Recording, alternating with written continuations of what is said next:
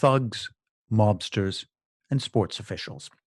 This week in a Paris court, those three types got bound together by the guilty verdict of a French judge. She declared that there was a criminal extortion scheme at the very top of international track and field. It stretched around the world, and there were tens of millions of dollars in bribe money, secret payments to offshore bank accounts, and it almost completely corrupted the sport. Welcome to Crime Waves.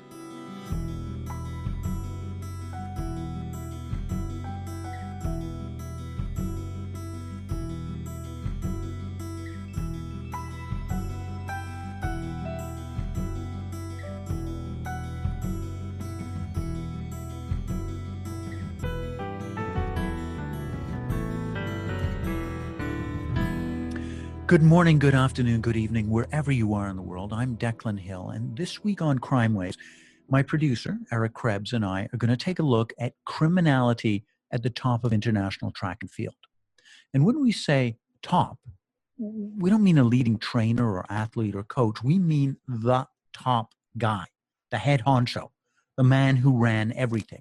The IAAF, it's now called World Athletics. And it basically oversees all track and field events from the 100 meters to the marathon to the shot put, high jump, or pole vault. It basically runs everything. You know, if you go to a high school track meet, it follows IAAF rules. And this structure goes all the way up to the national championships, to the big continental events like the Pan Am Games, to the World Championships, to the Olympics itself. And the man who ran that organization with all that power, in all those events for 16 years, just got convicted of running a massive multi-million-dollar shakedown racket at the very highest levels of the sport. Now, our guest today was one of the very first investigators on this case. Martin Dubbey was a serious anti-drugs cop. He was the UK's recognized expert on cocaine and synthetic drugs in law enforcement. He was stationed in Miami, and he worked closely with the FBI, DEA, and other law enforcement agencies against Mexican and Colombian drug lords. He even won an International Medal of Honor for his lead role in countering drug flows across the Atlantic. Then his career took a strange turn. He began to investigate corruption in international sports. He was one of the lead investigators on the Russian state-sponsored doping scheme at the Sochi Olympics, and so he joined us on Crime Waves. Martin, good morning. Welcome to Crime Waves. Good morning, Declan. Thank you. Look, let's just kick off straight away.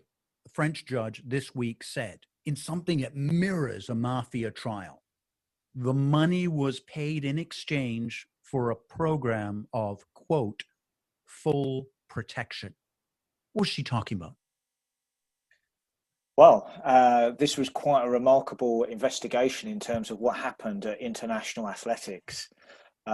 Over a number of years, the senior responsible personnel in that organisation concocted a scheme whereby they were able to protect dirty athletes in return for payments of cash. And by the way, when you're talking about that organization, you're talking essentially the FIFA of international athletics and track and field. You're talking about... Well, absolutely. It's the lead organization. It's absolutely the pinnacle of athletics. That controls the Olympics, that controls the World Championships, that controls the Pan Am Games. I mean, you know, how they're run, how Yeah, certainly. So it certainly controls World Athletics Championships. It has a big input and a big say, and this is important, on what goes on at the Olympics and whereby what venues get selected for the Olympics. And so the issue is here that not only was there a range of opportunities for them to defraud the sport, principal one being around protecting athletes, there was also the opportunity for them to concoct and take bribe money for contracts. And as we know, a main feature of the French trial was the ability to take corrupt money from Russia to cover up Russian results so that Russia was able to compete with extra athletes who should have been banned from doping. And when you're talking about money, how much are we talking about here? Thousands? Hundreds of thousands? Millions. Millions. Millions. So the So head of the International Track and Field Association for the entire world was taking millions of dollars in corrupt money. So how it worked, he was particularly backed by his son, Papa Masata Diak. Papa Masata Diak was a key figure in all this. Lamine Diak, the president or the ex-president, even described his son as a thug during the trial. And indeed, that's probably a good word for him. He was a thug. And I heard an anecdotal story, I absolutely believe it, that he was thrown out of FIFA for corruption about 15 years ago. Well, 15 years ago, that would have been quite something to be chucked out for corruption. And he moved. That is truly, and just so that we know, the son is under an international arrest warrant, placed there by Interpol, living in Senegal, and they simply will not let the guy get out of the country because he'd immediately be arrested and put on trial. Correct. So effectively, he's making a lot of hot air about how this is unfair and everything like that. Of course, he won't come and stand trial. So he's taken a completely cowardly position here. But basically, he went from FIFA to International Athletics, now known as World Athletics, and he took up a position as the marketing manager, the contracts manager. And of course, who was he responsible to? His father. And they brought in another Senegalese guy called Habib Cissé, who was the lawyer who oversaw all the contracts. So, of course, they have a nice little Senegalese circle here already. And this was the start, if you like, of the inner circle at IAAF that led to a lot of this corruption. It was... No, Martin, let me just, before we get right into the story, it's an extraordinary story. It's kind of like John le Carre meets Godfather meets Chariots of Fire. It's just this weird extortion, spy, international Olympic sports story. But I just want to make this clear. If you're a sports fan who's coming on this Crime Waves podcast, what does this case mean? Well, I think the biggest concern for me is the fact that if you're a hardworking, honest athlete who's not been doping during this period of time, you are being completely undercut by the very seniors, the very pinnacles of senior management within the federation for which you were striving so hard. So it doesn't matter how hard you trained, it didn't matter how well you did, you were being undercut by, if we take the French judge's expression, the mafia that existed within IAAF at the time, up to 2015. Richard Pound, kind of always portrayed as the guy wearing the white hat in the International Olympics Committee, described this case as putting in doubt hundreds of different events over a 16-year period. Was he exaggerating? I don't think he was. I mean, at the end of the day, it's a generalist position to take. But if you think about it, that athletes who were caught doping, in some cases had the opportunity to pay a fee to get off that doping case, that contracts were awarded on the basis of how much cash was paid to offshore bank accounts run by the DIACs. It's no exaggeration to say that it would have affected many, many cases.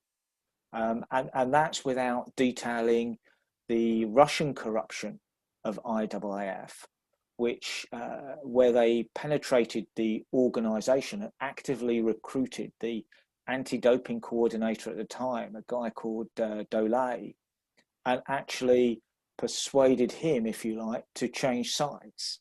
Now, the anti-doping coordinator in any organization has to be the absolute pinnacle of honesty and integrity. And he'd been recruited to work for these guys and help them hide results, lose paperwork. And this is how it worked. That doped athletes... I'm so sorry, Martin. I'm interrupting you again. I'm stunned. I thought I knew about sports integrity. You're saying that the head of integrity, the guy who's in charge of, quote, anti-doping for the entire association of international track and field, that means 100 meters, that means marathon, that means everything in between in terms of track, and all the field events, pole vaulting, high jump, long jump, all that stuff, was working with the Russians to corrupt doping? The very top Yeah, guy? yeah, essentially. Well, the president's the top guy. The president's the top guy. They knew about it. They had the benefit of knowing about it and taking advantage of his position. But of course, for their scheme to succeed, if you're offering an athlete, hey, if you pay us a bribe, we can get you off, who's going to do that for you? You need to recruit the anti-doping coordinator. And in fact, it's fair to say that these guys would regularly meet to assess who was causing them problems within the organization, and suggesting that maybe we pay them off or give them a little present. Maybe they'll shut up and go away. The whole system stank. And, that led to us going to the premises in 2015 and conducting a thorough investigation at IAAF in Monaco. Now, let's get into that, because you're an amazing detective. We're going to get into all your background, your work in Miami, your work against international drug gangs later on in the interview. But how did you get involved in this particular case? What was the phone call? What was the meeting? How did you get involved with this one? Well, basically, when the allegations first surfaced about problems at IAAF, WADA had to put together an independent task force, if you like, to look at and to help investigate. And they would work to a commission that was set up, an independent commission chaired by Richard Pound. And also he had working with him on the commission, Richard McLaren, well known for the Sochi investigation, and also Gunther Junger, who's now the head of investigation or director of investigation intelligence for WADA. And so the three of them were the independent.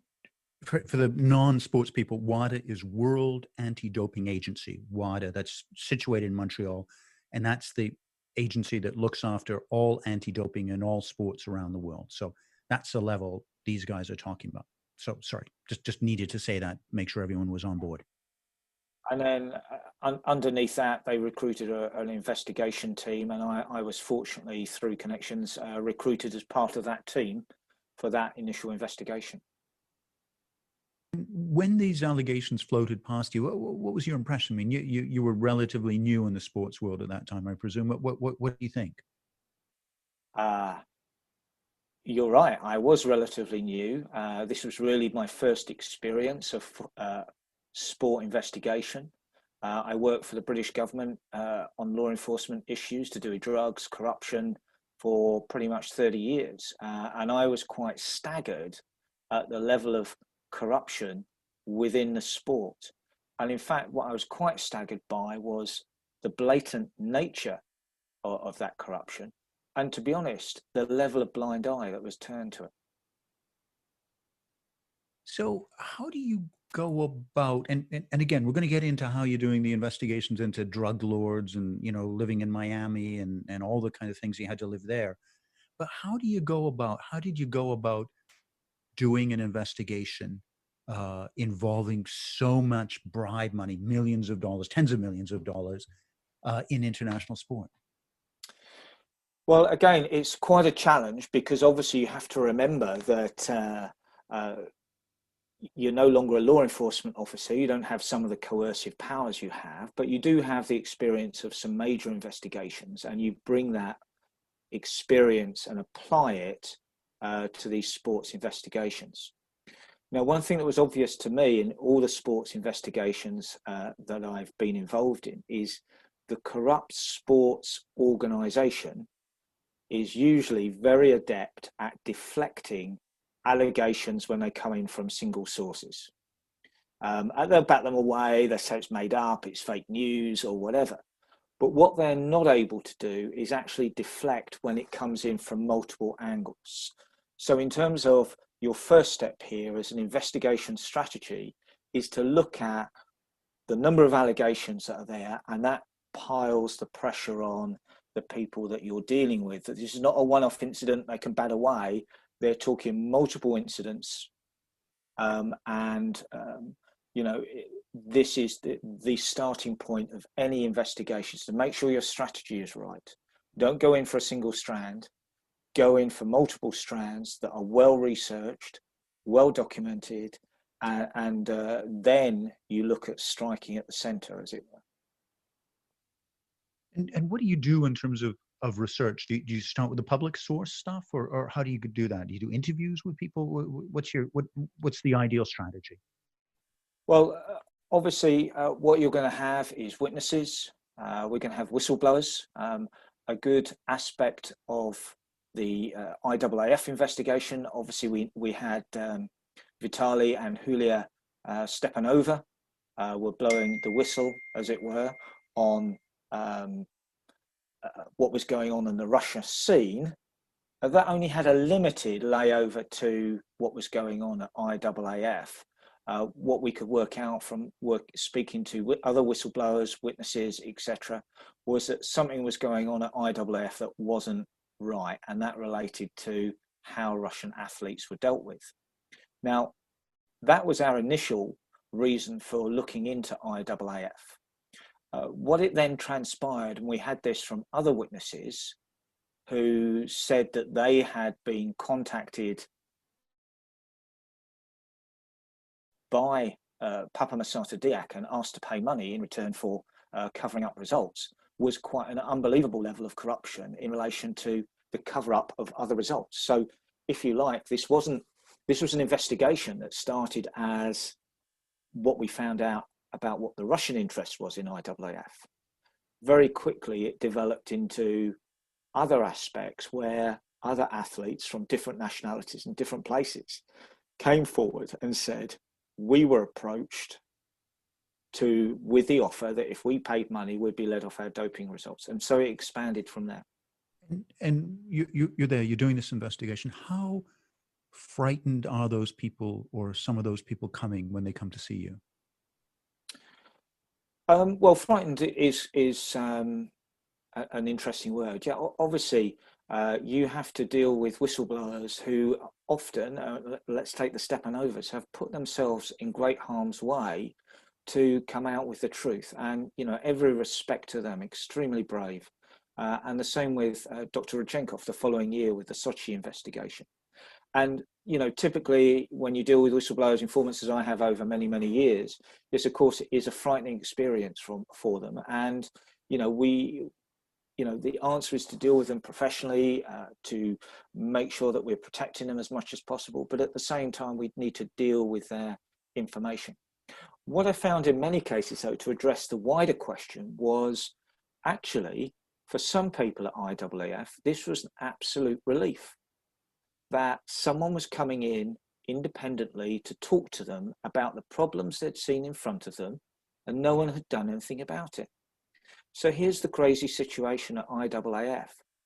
Really bizarre things were happening as a consequence of the corruption. Files were being lost, results were being hidden. And people were like, this just can't be right. We'll complain to our boss. And of course, the boss was in league, or he would say, pass it on the train. We had some witnesses at IAAF said they were so desperate, they went to complain to the president himself. And the president said he would deal with it. But of course, the president was a conspirator. So of course, nothing happened. So you had this crazy ivory tower situation where, really good people were just like absolutely, I would say, under a yoke of oppression, because it just seemed like things weren't right and they couldn't do anything about it. And that's a great situation. Yeah, sorry. Tell us about that time when you went in there and the person reached down to their desk and pulled out the papers, that story that you told me. Well, I won't name the particular section of IAAF, but this is, as part of our inquiry, we arrived at the beginning of the week and we announced our intentions, and we went to see one particularly important part of the department. And we said to that witness, we're here, and they went, I know why you're here. You'll be interested in this. And they produced 3 files, one on Lamine, one on Papamasata, one on Habib Cisse. They knew exactly what was wrong. They knew exactly. And But they'd they been never collecting this paper for months and years, evidently, because and just never being able to hand it to somebody. either been collecting it or had it collated very quickly for us because they knew what we'd be interested in. They knew it was wrong. They knew it was wrong, but they did not know where to go with that information because every time you took it upwards, nothing happened. And the answer is simple. It involves the conspirators. And that's really interesting because I want to step really big picture here, because what you're describing is an organization where the very top has been corrupted and the middle managers are saying, look, this isn't right, but we can't do anything. And that paradigm, which we see again and again and again, and we're going to get really into in Crime Waves podcast, whether it's a pharmaceutical company or wherever it is totally the opposite paradigm that many organizations like Transparency International talk about, which is, oh, corruption is the paradigm of the branch manager somewhere doing fraudulent activities, and it's responsible for, all we have to do is educate the CEO and things will become right. Well, right here, we have a real life experience where that's exactly not the case. The middle managers are saying, what can we do? Our pensions are on the line, our salaries are on the line. If we blow the whistle and there's nobody there, and they're waiting for the investigators like yourself to come riding in on the white horses. Yeah, absolutely. If you think about it, your decision has got to be, I've got a salary here, it's a nice job, I've done my bit, I've told the bosses, nothing's happened, I guess it's in their hands, I'll get on with it.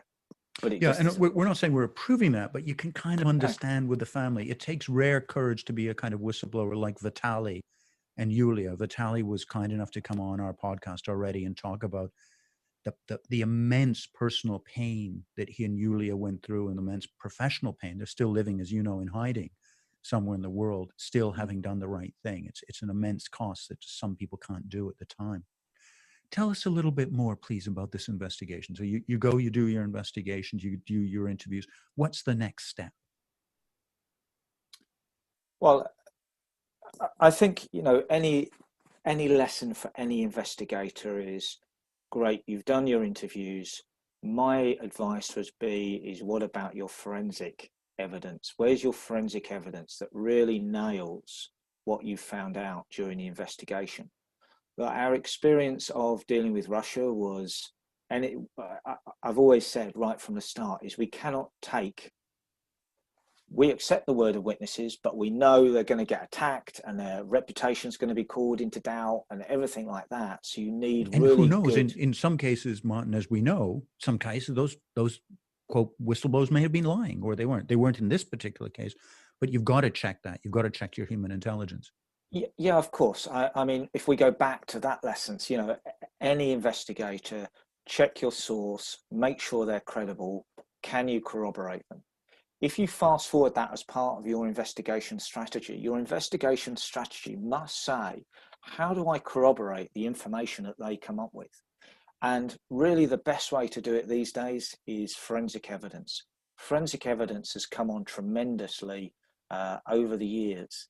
And it's almost a case of, it doesn't matter what a person says, you've corroborated it, you've got the forensics. And that's what we look for with IAAF, is where can we corroborate the information that we're getting from our witnesses? How can we prove what's the trail and audit of documentation? So the forensics around document flows and things like that. This all went to prove the case against the DIACs and their associates, which obviously included...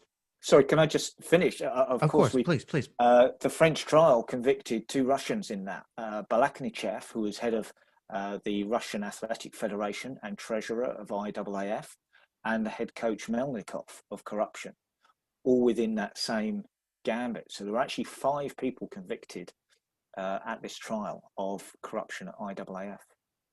And when you're talking about forensic evidence, what do you mean in this particular case? So I'd classify forensic evidence related to, firstly, the documentary control. So you're effectively IT. What are your computers telling you? What does document control tell you about when that document was maybe tampered with or disappeared off the system? That's really important. In a sports case, of course, we're looking at samples of, I knew you'd get me onto this eventually, Declan, well done, samples of urine that go to show that, hang on a minute, there might be evidence in that bottle that shows the athlete was doping, when, of course, all the results, all the paperwork's been manipulated to show that they were clean. So we can go back to the samples that are often kept in storage, and many federations are now keeping them for 10 years. And say, is there any evidence in the sample bottles? And this was critical to the Sochi investigation a year later, is what's in the urine. It's a subject I had to become an expert in very quickly. But again, No, as an investigator, I think the first time I ever saw you was at one of these big international press conferences. There were hundreds of journalists from around the world, and you were explaining how to tamper with a pee bottle. And, you know, the senior former, you know, detective agents. But just to step back, it's a really important point when you're looking at doping in sports, because what happens is the athletes, either while they're training, are pulled away and they're said, look, you've got to give us a sampling of your pee. And for years, one of the big things that they would buy clean urine and keep it in bottles and just give it to the testers. Or after a race, people are pulled off and they'd say, you know, you have to pee into bottles. And this is on the forefront of the fight against anti-doping. Now, what people like yourself, Martin, and the anti-doping people are doing is they're saying, right, we're going to have two samples, the A sample and the B sample. The A sample gets tested right away, but the B sample sits in a refrigerated unit for 10 years, and people are going back and they're retesting them. And that's the forensic stuff that can help in a case like this. Yeah. So this was a real battle. This is the forefront of the battle against anti-doping during, I would say, early 2010 through to the current time. Tactics are evolving now to get around anti-doping controls. That's another subject.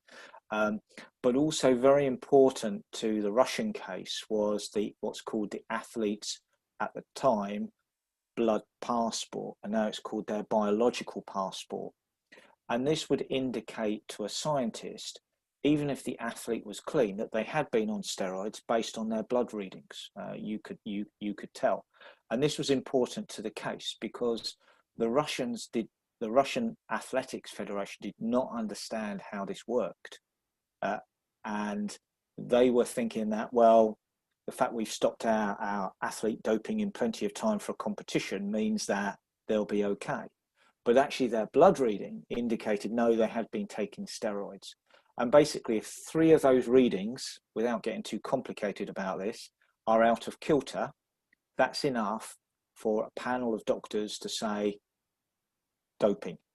And that caused a lot of grief for the Russians.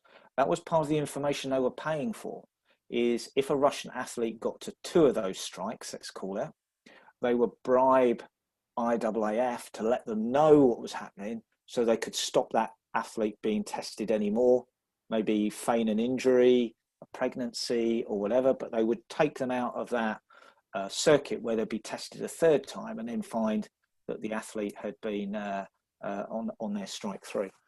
And let's be very clear, these are tests that are worth, in some cases, tens of millions of dollars. Because if you're a prominent athlete, and some of these people who were swept up in this were the gold medalists, they were the world champion winners, if they're found to be cheating, as for example Lance Armstrong was, you've got all their prize money, you've got all their sponsorship money, you've got all the marketing rights and the merchandising rights around them. So it's worth a lot of money for an athlete to be able to suppress those positive tests. That's why we're dealing with tens of millions of dollars in bribes to the anti-doping people.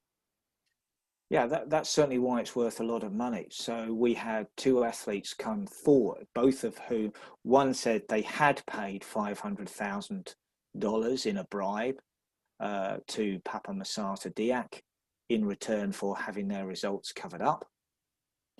And the other one said they were approached but didn't actually pay the money. But Diak was very blatant in his approach. How would he approach these athletes? Well, in the first instance, usually the federation reps were summoned to Monaco, and they were told quite simply, your athlete has a problem, and it's going to take X amount of money to sort out. It was as simple as that. It was that blatant. And the federations would go away and make a decision. If that athlete is performing at home extremely well, you want to keep them in the game. And so you pay the money. Before we go on, and this is an amazing story, it really is a Hollywood movie, and I'm not sure how many of these, how much of a direct response you can do, but the Russian defense has always been, or not always been, but about halfway through, they realized they were losing. They realized that everything that was being said about them was pretty accurate, that they were running a state-sponsored doping scheme. And they said, well, yeah, all right, we done it, we did it, but everyone else does it. So when you're talking about federations that were told by DIAC, pay us money and we can make this problem go away, how many federations are we talking about here? Dozens, half a dozen, two? Well, so this would be national federations that pinnacle up to the international federation. That's how it works. So it's difficult to say an exact number. It's always difficult to put numbers on when it's black market or corrupt, because you'll never actually know. But we did have information that indicated it was a very widespread approach to other athletes to pay up or take their time, as it were. So we're talking, to be fair to the Russians, it's difficult in this case having, them having denied it for so long. It's not as if they're the only ones. This was a system that was working pretty extensively. Certainly. Yeah. I think you're being very generous there, Declan. I wouldn't be fair to the Russians. They had a blatant state-sponsored system operating. But that is fair. I mean, that's an accurate thing to say. I suppose I suppose that's okay. Yeah. And but in the other cases, what I would say was absent was the involvement of the state. So what you're talking about is national federations. They're not government bodies. They're not like the Russians, where there was money coming down from the Ministry of Sports or anything like that. What you had here was national federations, which are usually groups of volunteers coming together and forming a country X national federation and deciding whether they want to keep their athlete in the game or not. This was not about national state sponsored. This would be at federation level. So that's a distinguishing difference. I'm not sure if I were a sports fan, I'd be like, well, it wasn't the politicians that approved the bribe. It was just the national federations. What I'm intrigued at as a supporter of clean athletes and as a sports fan was that these people were paying, or some of these people were paying bribes. How did they pay bribes? I mean, was it the old fashioned envelope stuffed with cash, or was it more sophisticated than that? Bag full of cash. Bag full of cash. Yeah. So really? give me, yeah. It was that simple? Yeah. They would give them a bag full of cash? Yeah. So I'll tell you about one approach. DX said, I want $500,000 in cash, bring it in a bag next time I'm here, and it'll all be sorted. It was that blatant. Now, there's a trail of allegations that have followed Papa Masata Diak throughout his career at IAAF. Let's go back to 2011, when it was alleged that he took bribe money for the Qatari World Championships. And the allegation there was that he took several million to be deposited in an offshore bank account. And by the way, $50,000 in cash, please. Now, we didn't investigate the Qatari incident, but we did investigate and advise French police of other contract issues, and exactly the same. Now, as the pressure on him grew, he changed his tactics, but money still ended up in his offshore account. And, with individual athletes, it was very blatant. You will drop a bag of cash and I'll leave with a bag of cash. Where did these bags of cash, you mentioned offshore accounts. Tell us a little bit about that network of offshore bank accounts. Well, the Diak family have a series of offshore bank accounts. As you know, they're notoriously difficult to track down, but I understand the French police have done a good job in tracking down some of those accounts and followed the money through. Diak at the time was operating a company called Black Tidings. And Where was Black Tidings based out of? Cayman or Panama? Funnily enough, at the time, out of Singapore. And it was their operating cover, their air of responsibility. And he had a right-hand guy that helped him out.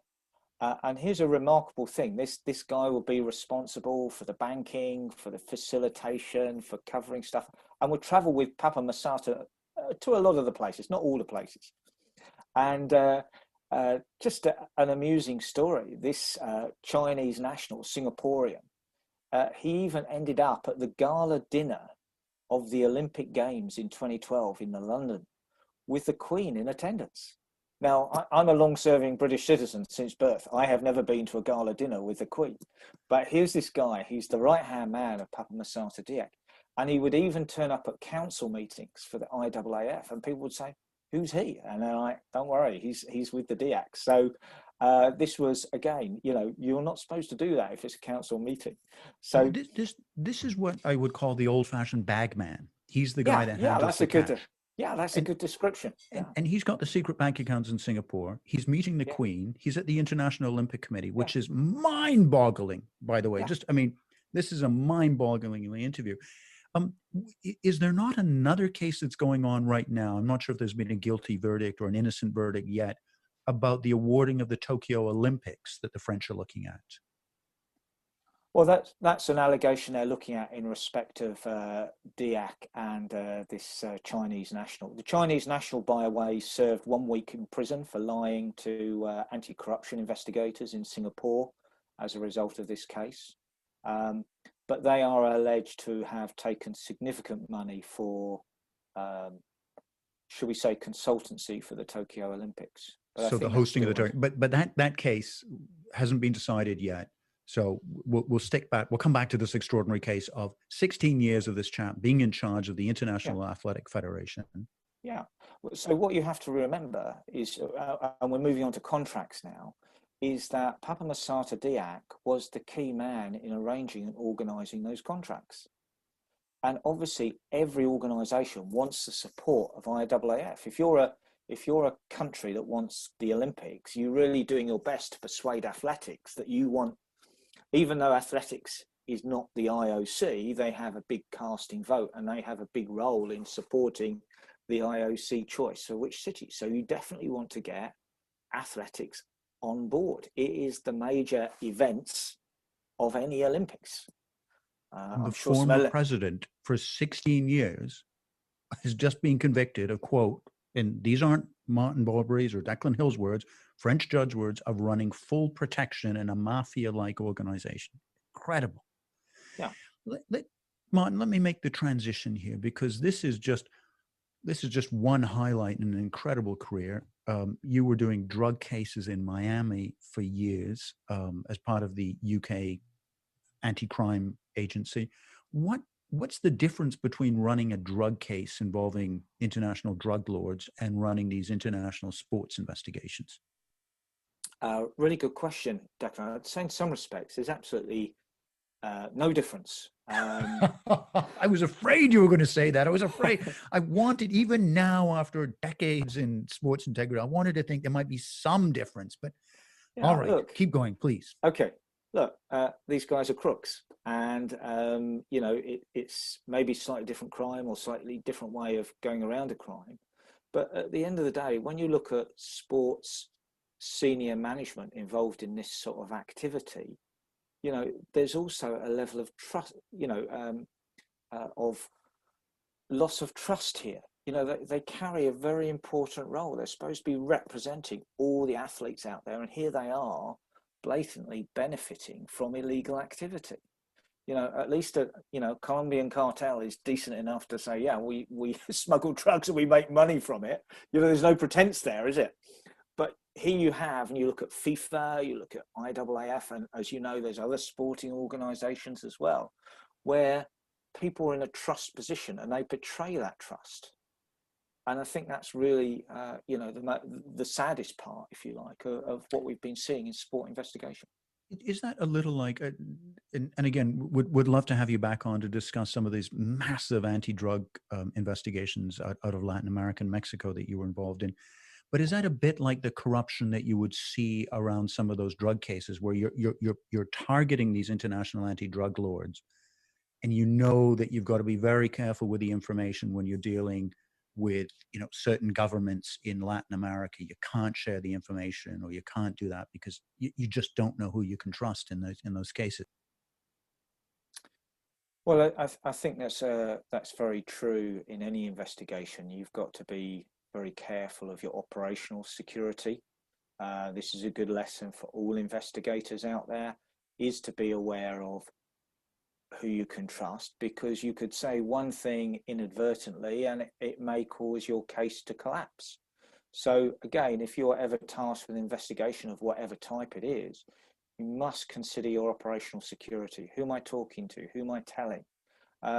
Sometimes, and for many years, you don't even talk to your wife or partner about it, because just in case. It's not you don't trust them, it's just that you don't want anything to slip. Declan, I know you're a fan of history, and you'll remember the World War II posters in Britain that say "careless talk costs lives." Well, careless talk costs cases. Yes. If you're an investigator. So, Yeah. you know, it's really important, your operational security. And I remember working as an investigative journalist for the big marquee flagship, you know, very much like 60 Minutes or Panorama in Canada.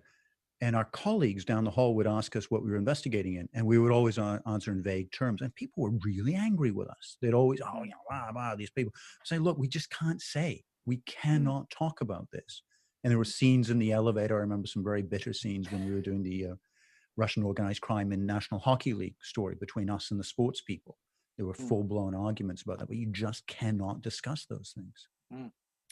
Yeah, that's a really important operational security point. And it might seem arrogant. It's not arrogant. It's just about protecting the integrity of your case. You know, just one thing could slip out and just blow it. Taking the bird's eye view, you've had a really long, very, very successful career. Tell us about one of the worst days as an investigator, where you're just thinking, oh, crikey, I hope that never happens again. Well, thanks for reminding me to have to drag up my memories. I remember one particular case in the 90s. We had, in my opinion, an absolute stone bonker case against a heroin trafficker who dealt in hundreds of kilos of heroin. And you know what a kilo heroin is. And he was a very difficult target. And we finally got him into court. But I always still remember to this day with bitter disappointment that our counsel representing our case wasn't as good as defense counsel. Some people say, well, all investigators say that. And I felt that we were let down on our case, and there was a not guilty verdict. And that was probably one of the lowest points of my career, because I knew what the guy did. And sometimes that's a bitter pill to swallow. And what it does is it just redoubles your efforts as an investigator, that you cannot leave any stone unturned to try and make sure you've got as much evidence as possible. Sometimes you'll have budgets and restrictions against you, but do everything you can to make sure no stone is unturned. There's no wriggle room for these guys. They'll get a clever lawyer and they'll wriggle, but if you've boxed them off, you'll get them. You know, the next question, tell us one of the best days, the days that you remember. You cracked open the champagne, or, you know, the 7-Up bottle or whatever, and just celebrated. Well, 7-Up, of course. But we've had some memorable days on sporting. I remember one particular incident. We've not talked about the Sochi investigation, and we go back to the urine bottles where, look, we had the testimony of Dr. Rodchenkov. As I said to you before, as part of your investigation strategy, testimony is good, but it must be corroborated, and ideally corroborated by forensics. Just before you share this brilliant story, let me just, again, for all the people that may not know, Sochi Olympics, that's 2014. It's to this date, the most expensive Olympic Games in the history of the entire movement, over $50 billion. It's put on by Putin as a kind of showcase, and there's widespread mass doping, and it's led by the chap that you're talking about now, who was at that point the anti-doping czar of Russia, was supporting. Well, he was the medical director. He was in charge of anti-doping testing. Okay, fair play. And yeah, it's a slightly different role to what Dole was playing at IAAF. But essentially, yes, he was the medical director in charge of testing, and obviously he was using his knowledge to help the Russians get around the testing controls. But I think one particular moment was actually we have a situation where he says for the first time that the Russians were able to develop a methodology to remove the lids and therefore change the urine. And of course, don't forget, this is about forensics. And I remember the day that our forensics specialist said, yes, it can be done. The lids can be removed. Therefore, that's the start of your case, isn't it? We knew then that we were onto something. And what's more, not only can they be removed, the evidence of them being removed is there under a microscope. You can actually see the scratch marks of someone doing that. So that was a highlight. That was a good moment. There's plenty of highlights. You know, I've had a great career. I hope it's still going. But, you know, worked with some great people over the years, some fantastic departments and people from all sorts of different organizations. You know, I'd say a key lesson for any investigator is, you know, to build relationships with people that can help you understand your case, like forensic providers, develop your network of people that can assist you in your investigation, people you can trust, you know who you can go to, that they won't talk out of turn, but will support you in your investigation. Let me add to that piece of information as a former journalist. I was approached recently by a politician that's thinking of blowing the whistle on something. I won't discuss what it is. I won't discuss anything like that. But I said, build your relationships early, because then you know which journalist you can trust. Then you know who in law enforcement are the right people to go to, because there's a tendency but just thinking everyone in journalist or every policeman is the same. And as I know, certainly in journalism, that is absolutely not true. There are the true, hardy, independent investigators. And then there's lots of people who are quite happy to do effectively secretarial work in journalism. And you've got to figure out who they are, who you can trust 5, 10 months, years before you have the package of information that you want to give to them. Yeah, I think that's good advice, Declan. Look, sadly, we live in a world where there is corruption around us. And unfortunately, corruption does not have its name on a t-shirt. You have to look at and research who you're going to talk to. You have to be particularly careful because if you're thinking of whistleblowing, then you know you're making a big step, and you want to have the confidence that the people you're talking to, A, aren't going to expose you to danger, and B, are actually going to help you and support you in that process.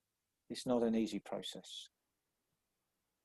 Martin, I know you're dealing with another major case at the moment. We haven't discussed that in any way.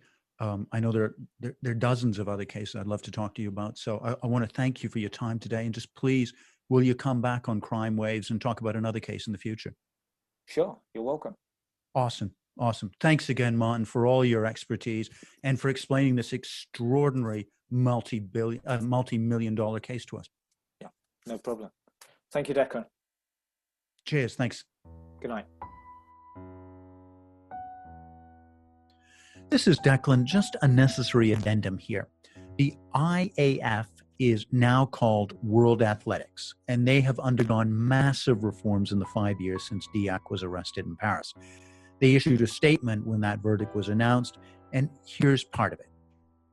Whilst we're disappointed this happened in our sport, we are grateful for the strong and clear decisions that have been taken against the individuals involved and charged with these crimes. And would like to reassure everyone that the reforms our Congress approved in 2016 will ensure that similar actions by individuals can never happen again in our sport. And that's true. So it must have been very upsetting for them when only a few days after the guilty verdict, the news broke that there'd been another scandal in international track and field. Evidently, there had been a $2 million payment to the DAX in the awarding of next year's Tokyo Olympics. Again, nothing to do with the current people at World Athletics. Stay tuned. Crime Waves will be back next week with another shocking episode in international crime.